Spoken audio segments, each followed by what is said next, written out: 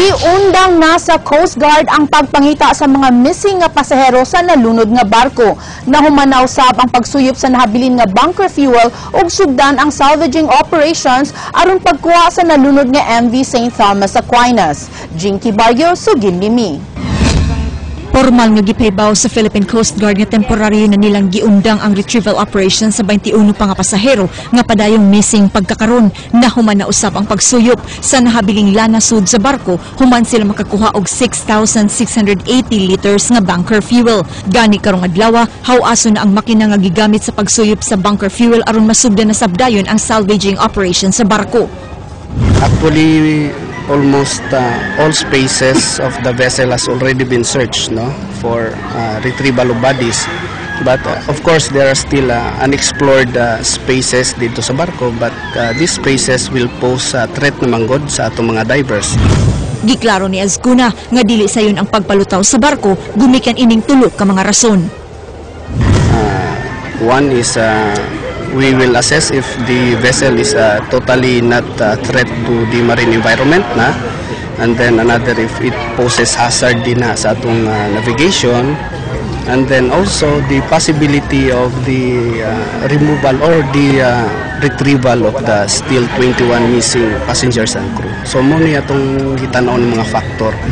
Si Talisay City Mayor Johnny De Los Reyes nang hinaot nga madali ang pagsalvage sa barko diha sa ang area aron di na maapektuhan ang mga gagmay negosyante.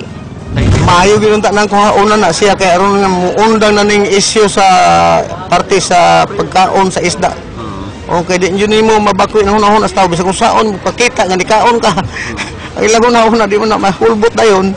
So maayo na makuha na aron makita gyud lang nga wa na tukbon sa isda nga mga nga tao. Jinky Barrio, News 5. Karong adlaw, laing estudyante na sab sa eskwelahan sa Barangay Kiot ang gituohang nasudlan og daotang espiritu. Samtang laing duha ka estudyante nga giingong nasudlan og balik karong adlaw sa daotang espiritu na interview sa News 5. King Perez, Sugin Limi.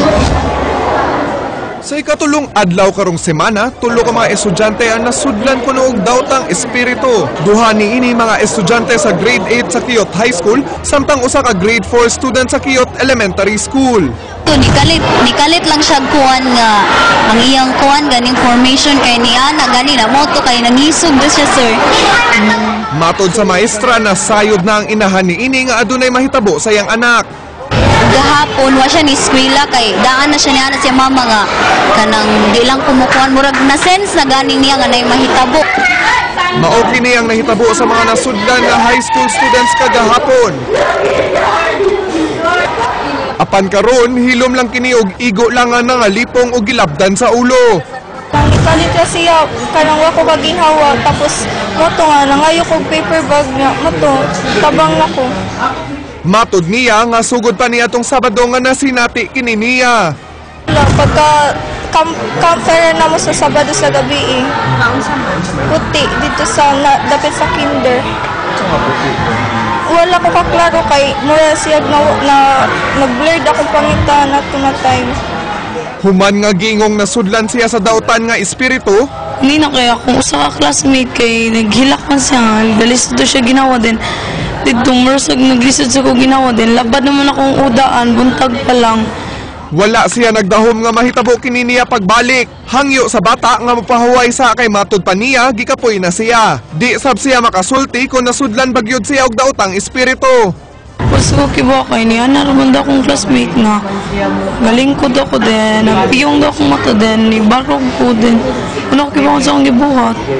Apan lain ang hinungdan ang pangagpa sa iyang inahan.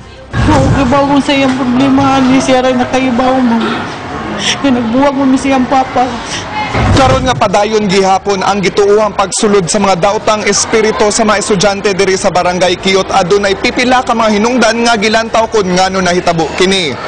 Hugot ang pagtuo ni Kiot High School Principal Lida Rodriguez na igo lang nga nag-hyperventilate kon nagkuwang sa hangin ang mga apektadong bata. Gitumbok niya mga personal nga problema sa mga tinun-an lakip na sulod sa ilang tagsa-tagsa nga pamilya nga hinungdan sa maong hyperventilation.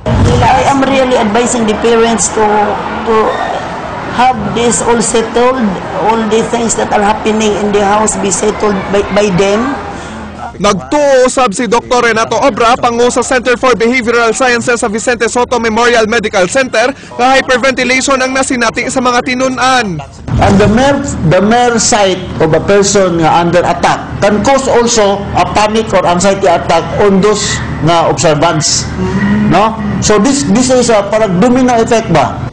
Gawa sa hyperventilation, ang bugnaw nga pagsingot, pag-ilis-ilis ug tingog, sakit sa tiyan, kanunay sa pagpangihi, paspas nga heart rate, pagkalibog, pagkalipong, sakit sa ulo, pagsagit ug pagkurog sa mga muscles ang mga timailhan sa anxiety. Matod ni Obra nga mahimong hinungdan sa anxiety ang mga problema sulod sa pamilya.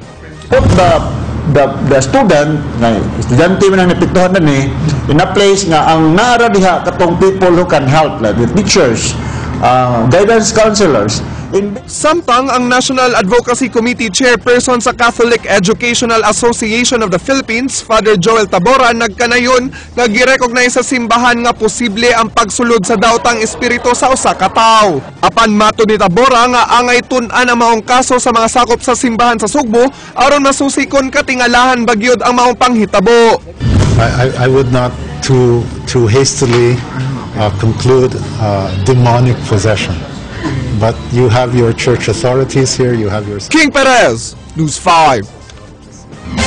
Wa pagani mohupas ang kahadlok sa mga batang giingon nga gisudlan og daotang espiritu, laing misteryo na usab ang gikataong mitumaw sa barangay Kikiyot.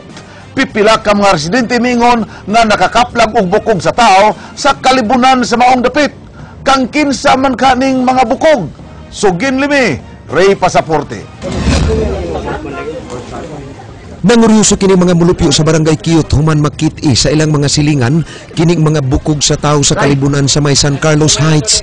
Gituhang bag-o pang gilabay ang maong bukog kay wa pa malata ang gipustan niini. Nindot ang balhiboy natrasan man ako pag ana sa puso pagkuha. Moto nga sumbong ko sa barangay karon ko ni sumbong kay nagbuong ko kato gabi. Sukad makit-i ni Rodel ang maong bukog ni adtong Lunes, wa siya'y tarong katog. Hinungdan nga iyang gitaho sa mga opisyalay sa ilang barangay kagahapon sa hapon ug ang barangay na maoy ni pahibaw sa Cebu City Police Station 7 kun Pardo Police Station. Dili pa matino kung lalaki o babay ang maong bukog. Sutaon pasab sa kapulisan kung gipatay o gisalvage ang biktima. Sa una, ang mga bata diri picture-picturean na nila bisag maghubo. Bisag maghubo? Mga bata. Ako na ba silang gipangutana, ana, kung sa ilahang purpose, nga ilahang kanabang, kudak-kudak sila ba? Wala man sila komenta, kung sila istorya. Gidala na sa PNP Crime Laboratory ang mga nakit-ang bukog. Ray Pasaporte, News 5. Gimugna karon sa Konseho sa Dakbayan sa Sugbo ang implementing rules and regulations sa ordinansa nga nagdili paggamit og plastic bags sa mga tindahan. Usa ka public hearing gipahigayon kaganina sa Konseho aron sa pag-implementar sa ordinansa. Andrea Patenia, Sugin Limi. Hingpit na unyang ipatuba ng ordinansa nga nagdili sa paggamit og plastic bags matag adlaw nga Sabado sa mga tindahan sa syudad sa Sugbo. Kaganihang buntag, gipaubos na sa usa ka public hearing ang IRR kun implementing rules and regulations sa maong ordinansa. Ubos ni ini, gidili na ang paggamit sa plastic bag isip primary packaging sa tanang business establishments matag Sabado ug giawhag ang paggamit sa mga reusable containers sama sa cloth bag, basket o buyot. In terms of reductions sa plastics, among nakita ang ordinansa nga reducing it paggamit dili paggamit sa usa lang sa usa ka semana as initial step sa atong syudad to address sa issue sa plastics. Gimanduan usab ang mga establisamento sa pagbugna og mga gimmick sama sa paghatag og discount sa mga customers aron maagni sila sa pagda sa ilang kaugalingong bags matag Sabado. Pabutangan usab og express lanes nga pangatawgon og green lanes alang sa mga customers nga magda sa ilang kaugalingong reusable bags. Laing requirement alang sa tanang tindahan, mao ang pagbutang og plastic shopping bag recovery bin sa ilang pwesto aron ma-recycle ang makolekta nga mga plastic bags. Sa unang tuig sa implementasyon sa maong ordinansa, 2,000 pesos ang multa sa tanang mulapas. Sa ikaduhang tuig sa implementasyon ni ini, ang multa mo increase na ngadto sa 5,000 pesos pagkabilanggo sud sa 6 ka buwan ug pagkanselar sa ilang business permit. Ang mga sakop sa Cebu City Environment and Natural Resources Office kung si Senro, City Environmental Sanitation and Enforcement Team kung CSEP, ug mga barangay environmental officers kung BEOs, maoy mo issue og citation ticket ngadto sa mga violators. Apan matud sa si Senro, kuwang ang ilang personnel aron mo monitor sa 28,000 ka mga business establishment sa Dakbayan. That's why ni-request ko sa August body karon nga double the number para sa plastic ordinance implementation. Pwede kaya sa Senro office nga mo tan-aw sa mga establishments nga 28,000 yun ang establishments.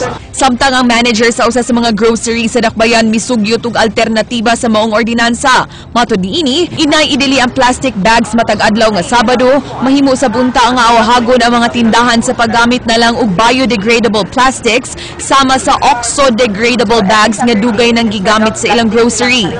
These, when exposed to UV physical stress, these, as shown earlier, the bags start to flake and they decompose and they turn into either water, carbon dioxide, or biomass. Ang problema lang, as of now, ang DOH, so pag yun mo come up, supposed to be sa gitawag na ito product standard, sila mo recommend kung ang oxo biodegradable na plastic is considered as one of the non-environmentally acceptable products. Tunaan balik sa mga proponents sa mga ordinansa ang tanang sugyot nga gipresentar kaganihang buntag usa kini i-finalize alang sa implementasyon. Andrea Patendia, News 5.